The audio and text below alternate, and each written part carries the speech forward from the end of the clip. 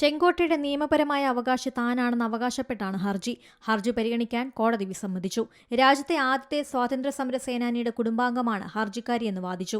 എന്നാൽ വാദങ്ങൾ പരിഗണിക്കുകയാണെങ്കിൽ ആഗ്ര, ഫത്തേപൂർ സിക്രി തുടങ്ങിയ സ്ഥലങ്ങളിലെ കോട്ടകൾ എന്തുകൊണ്ട് വേണ്ട എന്നും കോടതി ചോദിച്ചു. ഡൽഹി ഹൈക്കോടതിയുടെ ഡിവിഷൻ ബെഞ്ച് സുൽത്താന ബീഗം നൽകിയ അപ്പീൽ തള്ളിയിരുന്നു. സിംഗിൾ ബെഞ്ച് ജഡ്ജിയുടെ ഉത്തരവിനെതിരെയാണ് സുൽത്താന കോടതിയെ സമീപിച്ചത്. എന്നാൽ 2.5 വർഷത്തിന് ശേഷമാണ് അപ്പീൽ സമർപ്പിച്ചതെന്നും അംഗീകരിക്കാൻ കഴിയില്ലെന്നും പറഞ്ഞ കോടതി ഹർജി തള്ളുകയായിരുന്നു. ആരോഗ്യം മോശമായതിനാലും മകളുടെ മരണവുമാണ് അപ്പീൽ നൽകാൻ താമസം വന്നതെന്നായിരുന്നു വിശദീകരണം.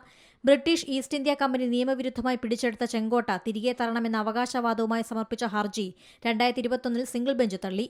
ഒന്നാം സ്വാതന്ത്ര്യ സമരത്തിന് ശേഷം ബ്രിട്ടീഷുകാർ കുടുംബത്തിന്റെ സ്വത്ത് തട്ടിയെടുത്തെന്നും തുടർന്ന് ചക്രവർത്തി രാജ്യത്തുനിന്ന് നാടുകടത്തി മുഗളരിൽ നിന്ന് ചെങ്കോട്ടയുടെ കൈവശാവകാശം ബലമായി പിടിച്ചെടുത്തെന്നും ഹർജിയിൽ പറയുന്നു. തന്റെ പൂർവികനായ ബഹദൂർ ഷാ സഫർ രണ്ടാമനിൽ നിന്ന് പാരമ്പര്യമായി ലഭിച്ച ചെങ്കോട്ടയുടെ ഉടമയാണ് ബീഗമെന്നും സ്വത്തിൽ ഇന്ത്യൻ സർക്കാർ നിയമവിരുദ്ധമായി അധികാരം സ്ഥാപിക്കുകയായിരുന്നുവെന്നായിരുന്നു ഹർജി.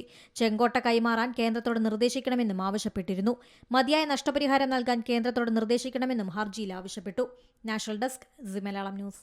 ഏറ്റവും പുതിയ വാർത്തകളും വിശേഷങ്ങളും വിരൽ തുമ്പിലറിയാൻ സി മലയാളം ന്യൂസ് എല്ലാ ഡിജിറ്റൽ പ്ലാറ്റ്ഫോമുകളിലും ലഭ്യം.